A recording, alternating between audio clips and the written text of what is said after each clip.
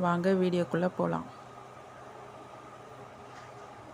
கவிதா, இன்னைக்கு நைட்டு கண்டிப்பா வா, யாருக்கும் தெரியாது என்று கவிதா மெசேஜ் அனுப்பினாள். இரவு 11 மணிக்கு கார்த்திக் அவள் வீட்டு பின்பக்க வாசல் வழியாக உள்ளே நுழைந்தான். இருவரும் பேசிக் கொண்டிருந்த போது திடீரென்று முன்கதவு திறக்கும் சத்தம் கேட்டது.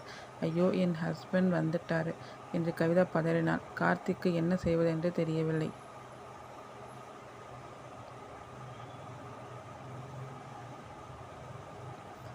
அவனை ஸ்டோர் ரூமுக்குள் ஒளிய வைத்தாள். வெளியே கணவர் வீட்டை முழுக்க தேட ஆரம்பித்தார். அப்போது ஸ்டோர் ரூமில் இருந்த பழைய அலமாரி தானாக திறந்தது.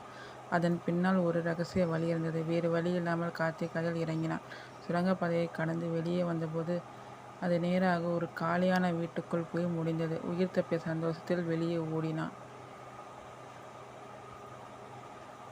மறுநாள் அந்த வீட்டின் பல ஆண்டுகளுக்கு முன்பு கடத்தல் கும்பல் பயன்படுத்திய ரகசியம் சுரங்கம் இருப்பது போலீசாருக்கு தெரிய வந்தது. அந்த இரவு கார்த்திக்கும் கவிதாவுக்கும் பெரிய பாடமாக அமைந்தது. யாருக்கும் தெரியாமல் வாழும் ரகசிய உறவு எப்போது வேண்டுமானாலும் பெரிய பிரச்சனையாக மாறலாம் என்பதை அவர்கள்